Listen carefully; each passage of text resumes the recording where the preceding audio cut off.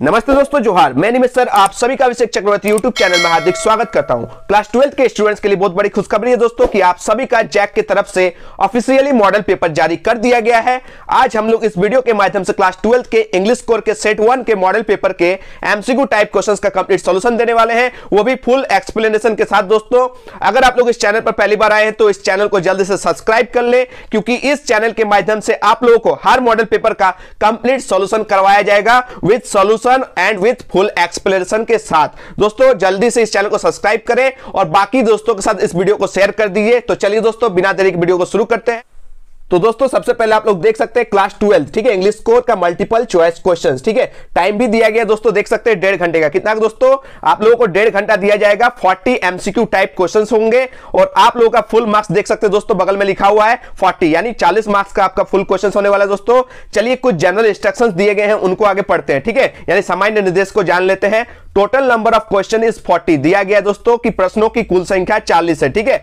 Each question carries 1 mark, प्रत्येक प्रश्न 1 अंक का होगा, याद रखिएगा, ठीक है।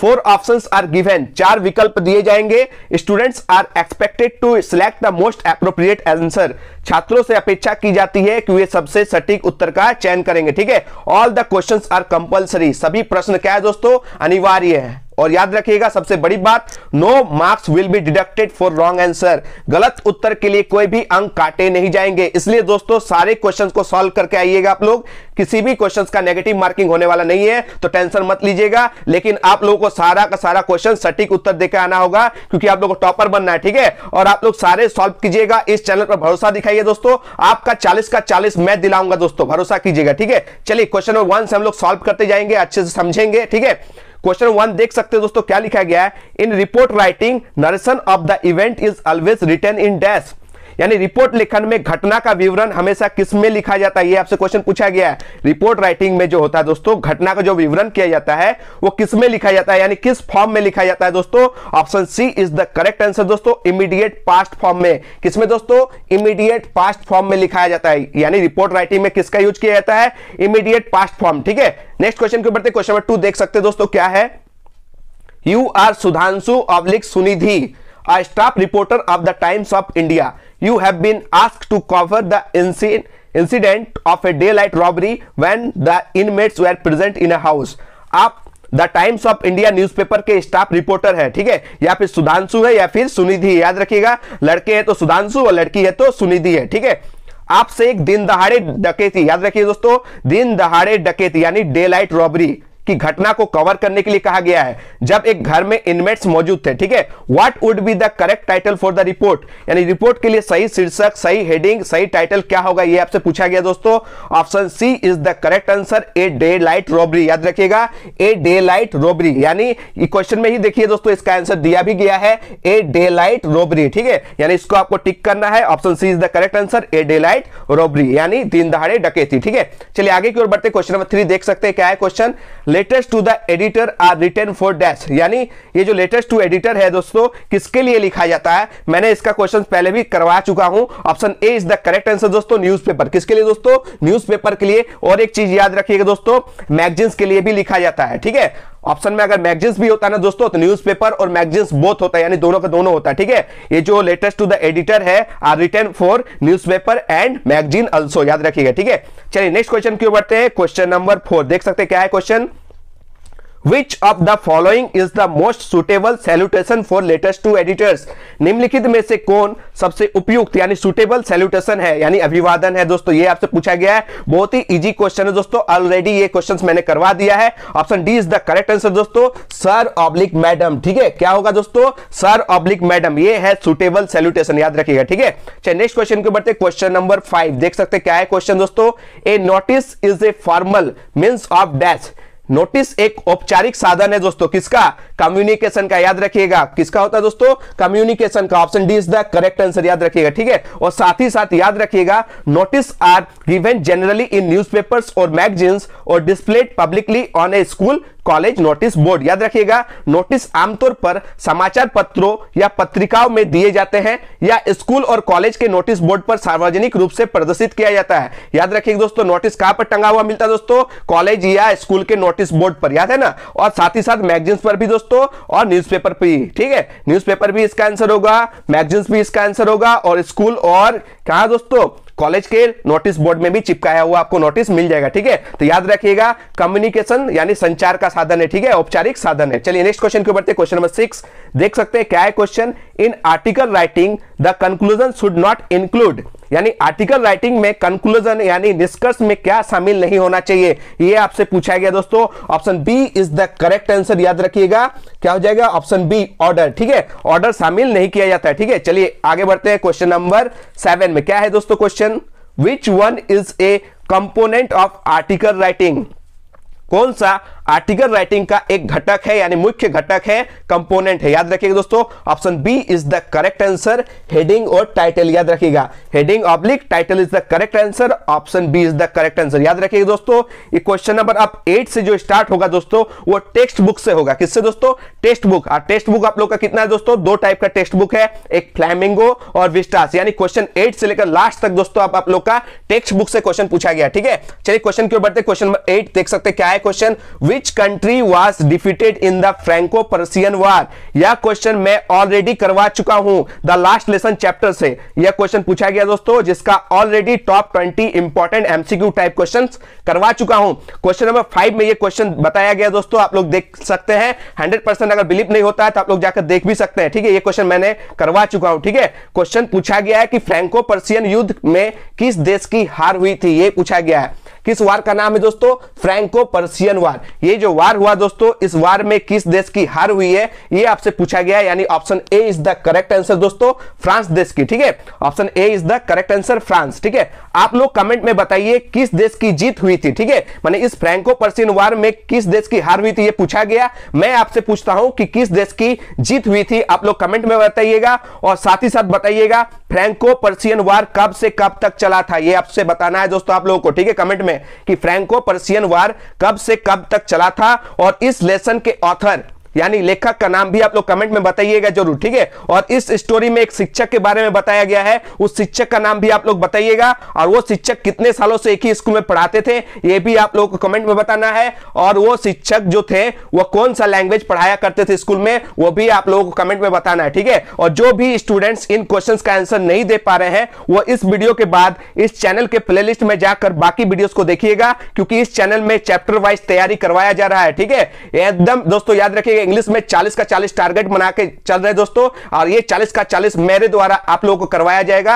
आप लोग 40 का 40 मार्क्स लेकर आएंगे एग्जाम में, ये मेरा वादा है दोस्तों आप लोगों से। ठीक है, बस आप लोग इस चैनल पर भरोसा दिलाइए और सपोर्ट कीजिए। ठीक है, चलिए नेक्स्ट क्वेश्चन के बढ़ते। क्वेश्चन नंबर 9 देख सकते हैं, क्या है question? The rag pickers have no identity but they have dash. ठीक है, यानी यह क्वेश्चन में भी ऑलरेडी मैं करवा चुका हूं दोस्तों, याद रखिएगा। बिलीव नहीं होता है तो प्लेलिस्ट में जाकर देख सकते हैं, लॉस्ट स्प्रिंग वाले चैप्टर के टॉप 20 इंपॉर्टेंट क्वेश्चंस के क्वेश्चन नंबर 7 में सेम टू सेम वही क्वेश्चन छपा है दोस्तों, याद रखिएगा। जाकर आप लोग देख लीजिए, बिलीव नहीं हो रहा था। ठीक है, option C is the correct answer दोस्तों। राशन कार्ड क्या हो जाएगा? Ration card. Option C is the correct answer. ठीक है, रैक पिकर्स यानी कचरा चुनने वाले के पास कोई आइडेंटिटी यानी पहचान नहीं है, लेकिन उन लोगों के पास क्या है दोस्तों? राशन कार्ड है। ठीक है, और वास्तव में ये लोग कहां से आए थे और कब आए थे, आप लोग बताना दोस्तों। ये जो रैक पिकर्स थे दोस्तों, ये सब कहां रहते हैं और वास्तव में ये लोग कहां से उठकर आए हैं और कब आए हैं, आप लोगों को कमेंट बॉक्स में बताना। ठीक है, चलिए दोस्तों क्वेश्चन नंबर 10 की ओर बढ़ते हैं, जो बहुत ही ज्यादा इंपॉर्टेंट क्वेश्चन है। How old was Douglas when he went to the California beach? Douglas कितने साल का था जब वो कैलिफोर्निया बीच गए थे? ये भी क्वेश्चन दोस्तों मैं ऑलरेडी करवा चुका हूं चैप्टर 3 डीप वाटर के टॉप 20 इंपॉर्टेंट क्वेश्चन में। ठीक है, क्वेश्चन नंबर 5 में देख लीजिएगा, ये क्वेश्चन मैं करवा चुका हूं। ठीक है, option C is the correct answer दोस्तों, 3 और 4। याद रखिएगा, option C is the correct answer, 3 और 4। जब डगलस 3 और 4 साल के थे तो उसके पिता के साथ वो कैलिफोर्निया बीच गया था और पानी में डूब गया था एक वेव यानी लहर की वजह से। ठीक है, और तब से वो पानी से डरता है, तब से वो पानी से घिरना भी करता है। ठीक है, नेक्स्ट क्वेश्चन के बढ़ते। क्वेश्चन नंबर 11 देख सकते हैं, क्या है क्वेश्चन दोस्तों? Douglas had an aversion towards dates. Douglas को किसके प्रति घृणा थी, किसके प्रति डर थी दोस्तों, ये आपसे क्वेश्चन पूछा गया है। ये क्वेश्चन भी मैं करवा चुका हूं दोस्तों। डगलस को एक चीज से घृणा थी, एक चीज से डर था दोस्तों, वो था फियर ऑफ वाटर, यानी वाटर से। ठीक है, option C is the correct answer दोस्तों, फियर ऑफ वाटर। ठीक है, इसलिए इस चैप्टर का नाम भी तो रखा गया है डीप वाटर। तो जब वाटर याद रखिएगा तो इस चैप्टर में क्या हो जाएगा, ऑप्शन में वाटर हो जाएगा। ठीक है, डगलस को वाटर से डर था। ठीक है, चलिए नेक्स्ट क्वेश्चन की ओर बढ़ते हैं। क्वेश्चन नंबर 12 देख सकते हैं क्या है question. In peddlers view what does the world look like. Peddler की नजर में दुनिया कैसी दिखती थी दोस्तों। ठीक है, ये जो पैडलर है अपने आप को फिलोसोफर समझता था। ठीक है, अपने आप को क्या समझता था दोस्तों, एक फिलोसोफर समझता था। और पूरी दुनिया को कैसा दिखता था दोस्तों, वो एक रैट ट्रैप की तरह, एक चूहेदानी की तरह, एक बिग रैट ट्रैप की तरह। याद रखिएगा, एक बड़ी सी चूहेदानी की तरह ये देखते थे। ठीक है, option D is the correct answer दोस्तों, ए रैट ट्रैप। क्या हो जाएगा दोस्तों इसका आंसर, ए रैट ट्रैप। ठीक है, option D is the correct answer दोस्तों। यह क्वेश्चन फ्लैमिंगो बुक से चैप्टर 4 से यानी द रैट ट्रैप से पूछा गया है, जिसका मैन कैरेक्टर का नाम ही दोस्तों पैडलर है। ठीक है, जो रैट ट्रैप यानी चूहेदानी बेचा करता था और अपने आप को क्या समझता दोस्तों, एक बहुत बड़ा फिलोसोफर समझता था। ठीक है, कितने बच्चे चाहते हैं कि मैं इस चैप्टर का भी अच्छे से समझाऊं और इस चैप्टर से related top 20 important MCQ questions लाऊं। ठीक है, आप लोग कमेंट में बताइएगा। ठीक है, चलिए नेक्स्ट क्वेश्चन के बढ़ते हैं। क्वेश्चन नंबर 13 क्या है देख सकते हैं। When was the Lucknow annual convention of the Indian National Congress Party held? यानी भारतीय राष्ट्रीय कांग्रेस पार्टी का लखनऊ वार्षिक अधिवेशन कब आयोजित किया गया था। ये क्वेश्चन दोस्तों चैप्टर 5 इंडिगो से पूछा गया। ठीक है, option C is the correct answer दोस्तों, दिसंबर 1916। क्या हो जाएगा दोस्तों इसका आंसर, दिसंबर 1916 को। ठीक है, चलिए दोस्तों नेक्स्ट क्वेश्चन की ओर बढ़ते हैं। क्वेश्चन नंबर 14 की ओर, बहुत ही ज्यादा इंपॉर्टेंट क्वेश्चन दोस्तों। Pancake was the brand name of the dash. ठीक है, ये जो क्वेश्चन है दोस्तों चैप्टर 6 से पूछा गया है। ठीक है, आपके फ्लैमिंगो बुक से, पोएट्स एंड पेनकेक्स चैप्टर से। ठीक है, option C is the correct answer दोस्तों, मेकअप मटेरियल। क्या हो जाएगा दोस्तों इसका आंसर, मेकअप मटेरियल का जो ब्रांड नेम है दोस्तों वो पेनकेक है। ठीक है, चलिए नेक्स्ट क्वेश्चन की ओर बढ़ते हैं। क्वेश्चन नंबर 15 देख सकते हैं। Who was the boss of Jimny studios. ये जो जिमनी स्टूडियो था दोस्तों, उनका बॉस का नाम क्या था। Option B is the correct answer दोस्तों, मिस्टर वासन। क्या हो जाएगा दोस्तों, mister Vasan is the correct answer. ये बॉस का नाम है। ठीक है, जिमनी स्टूडियो का बॉस का नाम मिस्टर वासन था। ठीक है, नेक्स्ट क्वेश्चन के बढ़ते हैं। क्वेश्चन नंबर 16 देख सकते हैं क्या है question. Who referred interview as ordeal. साक्षात्कार यानी इंटरव्यू को किसने परीक्षा यानी ऑर्डिल कहा दोस्तों। Option D is the correct answer दोस्तों, H.G. वेल्स। क्या हो जाएगा दोस्तों इसका आंसर, ऑप्शन डी। ठीक है, H.G. वेल्स ने क्या कहा दोस्तों, इंटरव्यू को, साक्षात्कार को कहा ऑर्डिल यानी परीक्षा, मुख्य परीक्षा। ठीक है, ये क्वेश्चन दोस्तों चैप्टर 7 से पूछा गया है, द इंटरव्यू से पूछा गया है। ठीक है, नेक्स्ट क्वेश्चन की ओर बढ़ते हैं दोस्तों। क्वेश्चन नंबर 17 में देख सकते हैं क्या है question. Who were Sophie and Jansie. Sophie और जेंसी कौन थे दोस्तों। Option D is the correct answer, both B and C. क्या हो जाएगा दोस्तों, बोथ बी एंड सी। वो फ्रेंड्स भी थे और क्लासमेट्स भी थे, याद रखिएगा। ठीक है, फ्रेंड्स भी थे और साथ ही साथ क्लासमेट्स यानी सहपाठी भी थे। ये जो चैप्टर दोस्तों चैप्टर 8 से पूछा गया है। कौन से दोस्तों, चैप्टर 8। चैप्टर 8 का नाम दोस्तों गोइंग प्लेसेस। याद रखिएगा, गोइंग प्लेसेस से ये चैप्टर पूछा गया दोस्तों ये क्वेश्चन। ठीक है, चलिए आगे बढ़ते दोस्तों। Read the given extract and answer the questions from 18 to 20। दिए गए पंक्ति को पढ़िए और 18 से 20 तक के प्रश्नों के उत्तर दीजिए। ठीक है, देख सकते हैं पंक्ति में क्या क्या लिखा गया, एक एक लाइन को अच्छे से समझेंगे। ठीक है, और आगे बताएंगे कि ये किस पोएम से लिया गया, इनके कवि का नाम क्या है। ठीक है, चलिए आगे लाइन को अच्छे से समझते हैं। ठीक है, fisherman in the cold sea would not harm whales. ठीक है, मतलब दोस्तों ठंडे समुद्र में मछुआरे हेल मछलियों को कोई हार्म यानी नुकसान नहीं पहुंचाएंगे। किस मछली का नाम लिया गया दोस्तों, व्हेल फिश। ठीक है, इनको मछुआरे किसी भी टाइप का हार्म यानी नुकसान नहीं पहुंचाएंगे। ये पॉइंट का आग्रह है, अनुरोध है। ठीक है, आगे की ओर बढ़ते दोस्तों। And the man gathering salt would look at his hurt hands। ठीक है, और जो आदमी क्या कर रहा है दोस्तों, गैदरिंग सॉल्ट यानी जो नमक इकट्ठा कर रहा है दोस्तों, वो अपने हर्ट हैंड्स यानी अपने जो घायल हाथों का उपचार करेंगे, ध्यान रखेंगे। ये पॉइंट का आग्रह दोस्तों, रिक्वेस्ट है। ठीक है, यानी ये जो पोएम दोस्तों याद रखिएगा दोस्तों, ये एक्सट्रैक्ट फ्लैमिंगो बुक के पोएम 3 कीपिंग क्वाइट से लिया गया। किससे लिया गया दोस्तों, पोएम का नाम है कीपिंग क्वाइट। ठीक है, जिनके कवि का नाम है दोस्तों पैब्लो नेरुदा, याद रखिएगा। चलिए अब क्वेश्चंस की ओर देखते हैं। क्वेश्चन नंबर 18 से लेकर 20 तक दोस्तों। क्वेश्चन नंबर 18 में क्या है दोस्तों, इस एक्सट्रैक्ट से क्वेश्चन पूछा गया है। Who is the poet of the given extract यानी पोएम। इस पंक्ति यानी एक्सट्रैक्ट के यानी पोएम के कवि कौन है दोस्तों, ये आपसे पूछा गया है। और आपसे रिक्वेस्ट है मेरा कि जितने भी चैप्टर से दोस्तों उसके लेखक का नाम याद कर लीजिएगा और जितने भी पोएम्स है उनके कवि का नाम याद कर लीजिएगा और पोएम्स के लाइंस को भी देख लीजिएगा। इस तरह का क्वेश्चंस पूछा जाएगा दोस्तों। ठीक है, किसी भी पोएम्स का 4 लाइन उठा के दे देगा और उनसे 4 क्वेश्चंस पूछ दिया जाएगा। ठीक है, इसलिए आप लोगों से रिक्वेस्ट है जितने भी पोएम्स है दोस्तों आपके फ्लैमिंगो बुक से, आई होप 6 पोएम्स है, याद रखिएगा, और 6 पोएम्स में एक पोएम मैं करवा दिया हूं दोस्तों, माय मदर एट 66, और बाकी 5 पोएम बचा हुआ है, ठीक है, अच्छे से कर लीजिएगा, वहीं से क्वेश्चंस आने वाले, ठीक है। तो याद रखिएगा ये जो एक्सट्रैक्ट है दोस्तों, इनके कवि कौन है दोस्तों, option A is the correct answer, Pablo Neruda. याद रखिएगा इस एक्सट्रैक्ट यानी इस पोएम के लेखक कवि कौन है, पैब्लो नेरुदा, ठीक है। नेक्स्ट क्वेश्चन की ओर बढ़ते हैं, क्वेश्चन नंबर 19 देख सकते हैं क्या है question, what does the poet expect the fisherman to do, कवि मछुआरे से क्या अपेक्षा यानी एक्सपेक्ट करता है दोस्तों, क्या अपेक्षा करता है कि मछुआरा किस मछली को हार्म नहीं पहुंचाएंगे दोस्तों, वेल मछली को, ठीक है। हाँ देखिए ऑप्शन में कहा है दोस्तों, ऑप्शन ए देख सकते हैं दोस्तों, not to harm the whales, यानी वेल मछली को किसी भी प्रकार का कष्ट नुकसान नहीं पहुंचाएंगे, ठीक है। चलिए आगे बढ़ते हैं दोस्तों, क्वेश्चन नंबर 20 इस एक्सट्रैक्ट का लास्ट क्वेश्चन दोस्तों, क्या है question, the man gathering salt would look at his dash, ये क्या है दोस्तों question, option B is the correct answer हो जाएगा दोस्तों, हर्ट हैंड्स, यानी अपने जो जोखिम हाथ है दोस्तों, दुर्लभ हाथ है यानी जो घायल हाथ है, उसका उपचार करने के लिए पोएट का आग्रह किया गया दोस्तों, छोड़िए नमक इकट्ठा करना और अपने हाथों को ख्याल रखिए दोस्तों, अपने हर्ट हैंड्स का ख्याल रखिए, उसका उपचार कीजिए, अभी कुछ मत कीजिए जब तक मैं 12 नहीं गिनता हूं, ठीक है।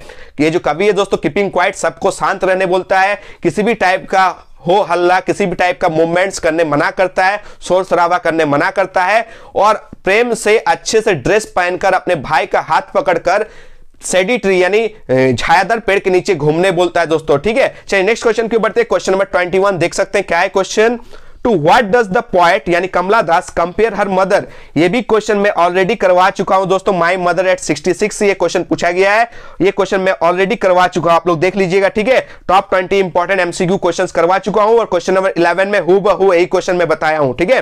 तो option B is the correct answer दोस्तों, लेट विंटर्स मून से कंपेयर किया गया उसके मम्मी का, ठीक है। याद रखिएगा क्या हो जाएगा इसका आंसर, लेट विंटर्स मून, यानी देर से जाड़े की चांद की तरह, क्यों किया गया दोस्तों, क्योंकि उनका मम्मी का जो चेहरा दोस्तों किसी भी टाइप का चमक नहीं है, किसी भी टाइप का पावर नहीं है, और जाड़े का जो चांद होता है दोस्तों उसमें भी किसी टाइप की चमक नहीं होती है, that's why the poet compare his mother to the late winter's moon, याद रखिएगा, ठीक है। नेक्स्ट क्वेश्चन की ओर बढ़ते हैं, क्वेश्चन नंबर 22 देख सकते हैं क्या है question, the poem an elementary school classroom in a slum deal with the themes of dash, ठीक है, यानी इस पोएम का जो थीम है दोस्तों, विषय है, वो क्या है दोस्तों, याद रखिएगा, option A is the correct answer, याद रखिएगा बहुत ही इंपॉर्टेंट थीम है दोस्तों, और ये इंपॉर्टेंट पोएम भी है, ठीक है।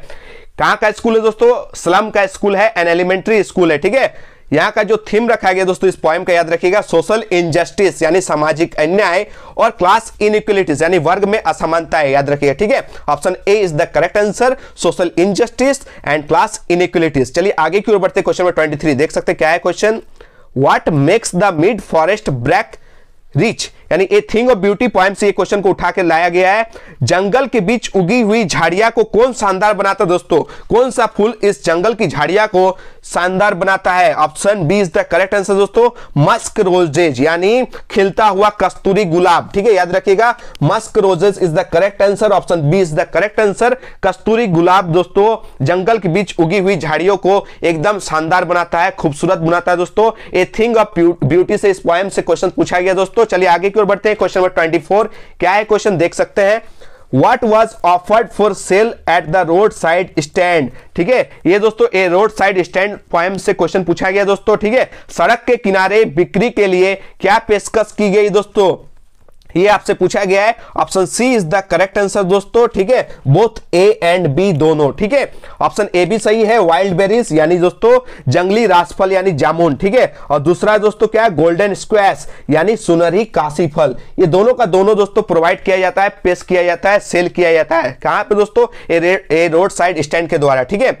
चले आगे की ओर बढ़ते, क्वेश्चन नंबर 25 क्या है क्वेश्चन देख सकते हैं, What are Aunt Jennifer's tigers doing? Aunt Jennifer's के जो बाघ है दोस्तों वो क्या कर रहे हैं, option C is the correct answer दोस्तों, जंपिंग अक्रॉस अ स्क्रीन, क्या हो जाएगा दोस्तों, option C is the correct answer, jumping across a screen. जो ऑन्ट जेनिफर्स के जो दोस्तों बाघ है, टाइगर्स है, वो एक दीवार के ऊपर से आगे की ओर छलांग लगा रहे हैं, याद रखिएगा, एक दीवार के ऊपर से आगे की ओर छलांग लगा रहे हैं, ठीक है। चलिए नेक्स्ट क्वेश्चन की ओर बढ़ते हैं, क्वेश्चन नंबर 26 क्या है दोस्तों question, who offered shelter to the peddler, peddler को आश्रय किसने दिया दोस्तों, याद रखिएगा पैडलर को आश्रय किसने दिया था दोस्तों, ओल्ड क्रॉफ्टर ने। किसने दोस्तों, ओल्ड क्रॉफ्टर ने। Option D is the correct answer. ये ओल्ड क्रॉफ्टर जो है दोस्तों पैडलर को आश्रय भी देता है और बाद में ये पैडलर क्या करता है दोस्तों, ओल्ड क्रॉफ्टर को लूट लेता है, ठीक है, उनका सारा पैसा लूट कर चला जाता है। ये है इस स्टोरी का बेसिक दोस्तों, याद रखिएगा। और इस स्टोरी में बताया गया भी दोस्तों कि अच्छा गुण से किसी का भी स्वभाव को चेंज किया जा सकता है, ठीक है। आगे मैं डीपली पढ़ाऊंगा, ठीक है। आप लोग कमेंट में बताइए दोस्तों, अच्छा लग रहा है ये सेशन आप लोग को, आप लोग कमेंट में जरूर बताइए, ठीक है। और क्या आप लोग चाहते हैं कि इंग्लिश का तैयारी इस चैनल के माध्यम से धाकड़ तरीके से करवाया जाए, आप लोग कमेंट में जरूर बताइएगा, ठीक है। चलिए नेक्स्ट क्वेश्चन की ओर बढ़ते हैं। क्वेश्चन नंबर 27 देख सकते हैं क्या है question. Who had sent the first day cover, यानी फर्स्ट डे कवर किसने भेजा था दोस्तों, option D is the correct answer दोस्तों, सैम। कौन दोस्तों, सैम, याद रखिएगा, ठीक है। ये सैम जो है दोस्तों चार्ली का बेस्ट फ्रेंड था, साइक्लिस्ट फ्रेंड था, याद रखिएगा। चलिए आगे की ओर बढ़ते हैं। क्वेश्चन नंबर 28 क्या है क्वेश्चन देख सकते हैं। Who was Charles wife, Charlie की पत्नी कौन थी दोस्तों। ये जो 27 और 28 क्वेश्चन देख रहे हैं दोस्तों, ये विस्टास के फर्स्ट चैप्टर यानी द थर्ड लेवल से पूछा गया दोस्तों, याद रखिएगा।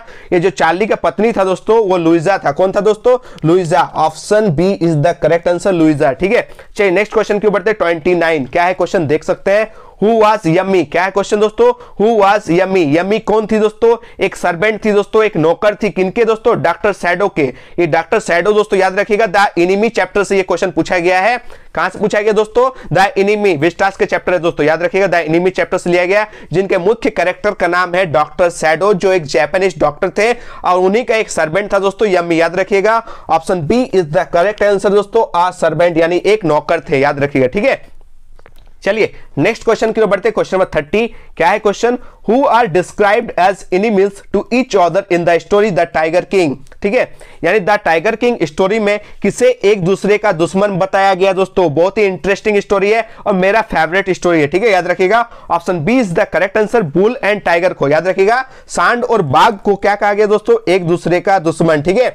ऑप्शन बी जो है दोस्तों करेक्ट हो जाएगा, बुल एंड टाइगर, यानी सांड और बाघ को एक दूसरे का दुश्मन बताया गया है। और ये जो महाराजा है दोस्तों, ये जो किंग है, प्रिंस, ये बुल के टाइम में जन्म ले लिया है, इसलिए इनकी जो मृत्यु होगी एक बाघ से होगी, ऐसा एस्ट्रोलॉजर प्रेडिक्ट करते हैं, भविष्यवाणी करते हैं, ठीक है। और ये जो राजा है दोस्तों, ये जैसे ही राजा बनते हैं बाघ मारने निकल जाते हैं, ठीक है, और कैसे भी करके 70 बाघ मारते हैं और सारे बाघ इनके जो क्षेत्र से गायब हो जाते हैं। तो एक ऐसा जगह शादी करते हैं जहां बाघों की संख्या ज्यादा हो, लेकिन 99 बाघ ही मार सकते हैं। उसके बाद एक बाघ को जू से लाया जाता है और किसी तरह मारते, लेकिन वो भी बाघ मरता नहीं है राजा के द्वारा, ठीक है। लास्ट में इसकी मृत्यु एक वुडन बाघ से हो जाती है, लकड़ी के बाघ से हो जाती है। गजब का स्टोरी, मस्त स्टोरी, ठीक है, आगे मैं बताऊंगा जरूर। चलिए नेक्स्ट क्वेश्चन की ओर बढ़ते हैं। क्वेश्चन नंबर 31 क्या है question. Who was doctor shadow, ठीक है, ये जो एनिमी चैप्टर है ना दोस्तों, द एनिमी चैप्टर के मुख्य कैरेक्टर है दोस्तों डॉक्टर सैडो, जो क्या थे दोस्तों, एक जापानीज डॉक्टर थे, याद रखिएगा, एक जापानीज डॉक्टर थे, ठीक है। चलिए नेक्स्ट क्वेश्चन के बढ़ते हैं। क्वेश्चन नंबर 32 क्वेश्चन क्या है दोस्तों। The name of the programme that takes high school student to the end of the earth is dash, high school के छात्रों को पृथ्वी के अंत तक ले जाने वाले कार्यक्रम का नाम क्या है दोस्तों, याद रखिएगा। Option D is the correct answer. बहुत ही इंपॉर्टेंट क्वेश्चन है दोस्तों, एकदम ये क्वेश्चन आ सकता है आपके एग्जाम में, याद रखिएगा। Option D is the correct answer, students on ice. Programme का नाम क्या था दोस्तों, स्टूडेंट्स ऑन आइस। ये जो दोस्तों विस्टास चैप्टर जो है दोस्तों, विस्टास बुक है, उसके chapter 3 journey to the end of the earth से ये क्वेश्चन पूछा गया है। बहुत ही इंटरेस्टिंग स्टोरी है दोस्तों, याद रखिएगा। अंटार्कटिका का स्टोरी है, याद रखिएगा, कहां दोस्तों, अंटार्कटिका के बारे में, ठीक है, अंटार्कटिका महाद्वीप के बारे में इस स्टोरी में बताया गया है। चलिए नेक्स्ट क्वेश्चन के बढ़ते। क्वेश्चन नंबर 33 क्या है क्वेश्चन देख सकते हैं आप लोग। How many time zones did the writer cross during the journey to the Antarctica, Antarctica की यात्रा के दौरान ये जो लेखक है कितने टाइम जोन्स को पार किया था दोस्तों। दोस्तों मॉडल सेट के आंसर सीट में इस क्वेश्चन का आंसर 100% गलत दिया गया है। आप लोग बिलीव कीजिए दोस्तों, टेक्स्ट बुक पढ़ लीजिएगा। मॉडल सेट जो है दोस्तों, जैक के ऑफिशियल मॉडल सेट में आंसर सीट में इस क्वेश्चन का आंसर 100% गलत है दोस्तों, याद रखिए, मेरा यकीन मानिए। आप लोग जब पढ़िएगा तो आप लोग खुद गलत साबित कर दीजिएगा, ठीक है। इसका सही आंसर हो जाएगा दोस्तों option D is the correct answer, याद रखिएगा। Option D is the correct answer. 9 time zones, याद रखिएगा, 9 टाइम जोन्स को पार किया था, ठीक है। थोड़ा सा मैं हेल्प कर देता हूं दोस्तों, 6 चेक पॉइंट्स को पार किया था, याद रखिएगा। ये जो लेखक दोस्तों 9 टाइम जोन्स पार किया था, 6 चेक पॉइंट्स पार किया था, 3 बॉडीज ऑफ वाटर पार किया था और एटलीस्ट 3 इकोस्फीयर्स को भी पार किया था यहां तक पहुंचने के लिए। ठीक है, तो याद रखिएगा टाइम जोन्स पूछा गया आपसे, और टाइम जोन्स कितना दोस्तों 9 टाइम जोन्स को पार करके अंटार्कटिका पहुंचा था। ठीक है, और चेक पॉइंट्स का बात करें तो 6 चेक पॉइंट्स पार किया था, और यदि बॉडीज ऑफ वाटर पूछे तो 3 बॉडीज ऑफ वाटर पार किया था, और इकोस्फीयर पूछे आपसे तो 3 इकोस्फीयर को भी पार किया गया था। ठीक है, यहां पर टाइम जोन्स पूछा है तो 100% बिलीव कीजिए 9 टाइम जोन्स होगा। ठीक है, ये जो क्वेश्चन है दोस्तों इसका आंसर शीट में, जैक के ऑफिशियल आंसर शीट में इस क्वेश्चन को गलत बताया गया है, 100% प्रूव कर सकता हूं। ठीक है दोस्तों, चलिए नेक्स्ट क्वेश्चन की ओर बढ़ते हैं। क्वेश्चन नंबर 34 देख सकते हैं क्या है question, let tigers be aware. ठीक है, हु सेड दिस, ये जो लेट टाइगर्स बी अवेयर कहा गया दोस्तों, ये किसने कहा, ये आपसे क्वेश्चन पूछा गया है। मेरा फेवरेट स्टोरी दोस्तों द टाइगर किंग से ये क्वेश्चन पूछा गया है। Option B is the correct answer दोस्तों, द प्रिंस जंग बहादुर। कौन दोस्तों, द प्रिंस जंग बहादुर। ये बाद में क्या नाम से फेमस हो गया दोस्तों, द टाइगर किंग के नाम से। क्यों, क्योंकि इनका जीवन का एकमात्र लक्ष्य था 100 टाइगर्स को किल करना। ठीक है, इसलिए इसका नाम क्या पड़ गया था, द टाइगर किंग। ठीक है, चलिए नेक्स्ट क्वेश्चन की ओर बढ़ते हैं। क्वेश्चन नंबर 35 क्या है क्वेश्चन देख सकते हैं, how many rings did the maharaja send to British officers good lady. ये भी द टाइगर किंग चैप्टर से क्वेश्चन पूछा गया दोस्तों, ब्रिटिश अधिकारी के पत्नी को महाराजा ने कितनी अंगूठियां भेजी, ये आपसे क्वेश्चन पूछा गया है। Option C is the correct answer दोस्तों, 50 रिंग्स। याद रखिएगा कितना दोस्तों, 50 रिंग्स। दोस्तों राजा जो है अपने राज्य को 50 सोने की अंगूठियां जिनका मूल्य कीमत 3 लाख रुपया था, कितना दोस्तों, 3 लाख रुपया था, रिश्वत के रूप में ब्रिटिश अफसर्स की पत्नी को दिया। दोस्तों याद रखिएगा 50 रिंग्स, गोल्डन रिंग्स दिया गया था जिनका कीमत दोस्तों 3 लाख रुपीस। याद रखिएगा। ठीक है, चलिए नेक्स्ट क्वेश्चन की ओर बढ़ते हैं। क्वेश्चन नंबर 36 क्या है देख सकते हैं question, Each story told by Jack had a small creature named Dash. Jack के द्वारा बताई गई प्रत्येक कहानी में एक छोटा जीव होता था दोस्तों, जिसका शुरुआती नाम क्या होता था दोस्तों, याद रखिएगा। बहुत ही इंटरेस्टिंग स्टोरी ये भी है, शुड विजार्ड हिट मॉमी वाला चैप्टर है। ठीक है, बहुत ही इंटरेस्टिंग चैप्टर है, हमको बहुत पसंद है। ठीक है, option A is the correct answer दोस्तों, रोजर। क्या हो जाएगा दोस्तों, रोजर। ठीक है, बहुत ही अच्छा स्टोरी है। ठीक है दोस्तों, जो है दोस्तों जैक के बेटी का नाम है, यहां पर जो ऑप्शन में दिया गया है वो जैक की बेटी का नाम है। याद रखिए। ठीक है, और जैक की बेटी को जो कहानी सुनाया करता था तो हर स्टोरी में एक जीव का नाम होता था, वो स्टार्ट होता था दोस्तों रॉजर के नाम से। ठीक है दोस्तों, नेक्स्ट क्वेश्चन की ओर बढ़ते हैं। क्वेश्चन नंबर 37 बहुत ही इंपॉर्टेंट क्वेश्चन है, what do mister lamb make of crab apples. Mister lamb crab apples यानी जंगली सेबों से क्या बनाते हैं, ये आपसे क्वेश्चन पूछा गया दोस्तों।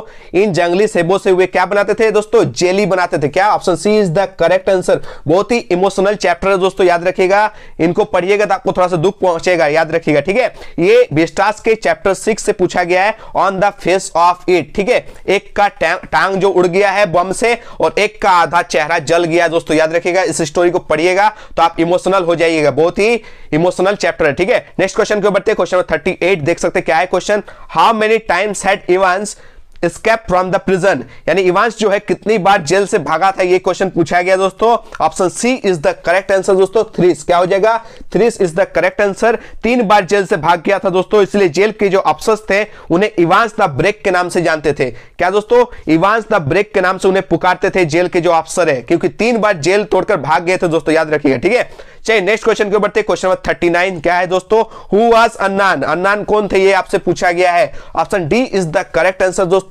Bahamas Elder brother. याद रखिएगा, बामा का जो है दोस्तों बड़ा भाई था। ठीक है, चलिए नेक्स्ट क्वेश्चन और आज का अंतिम और लास्ट क्वेश्चन दोस्तों, क्वेश्चन नंबर 40 क्या है question, where did Jitkala Shah hide herself. Jitkala Shah अपने आप को, खुद को कहां छुपाया दोस्तों, क्योंकि इनका बाल काटने वाला था दोस्तों। याद रखिएगा, और अपने आप को बचाने के लिए दोस्तों कहां चली गई थी, कहां छिप गई थी, ये आपसे क्वेश्चन पूछा गया है। एकदम सही सोचिए दोस्तों, option C is the correct answer, under a bed, यानी पलंग के नीचे। ठीक है, तो दोस्तों इस तरह से हम लोगों ने जैक की तरफ से क्लास 12 के इंग्लिश कोर के एमसीक्यू टाइप मॉडल सेट 1 को अच्छे से सॉल्व कर लिया, वो भी फुल एक्सप्लेनेशन के साथ। और एक क्वेश्चन जैक के थ्रू से ऑफिशियली आंसर शीट में गलत बताया गया था, वो भी मैंने बता दिया अच्छे से। ठीक है, अगर ये वीडियो आप लोगों को थोड़ी सी भी हेल्पफुल लगी तो प्लीज इस वीडियो को ज्यादा से ज्यादा दोस्तों के बीच शेयर करें, लाइक करें और कमेंट करें। और आप लोगों का डिमांड क्या है, आप लोग क्या क्या चाहते हैं, कमेंट बॉक्स में जरूर बताइएगा। ठीक है, तब तक के लिए दोस्तों धन्यवाद, जय हिंद, वंदे मातरम।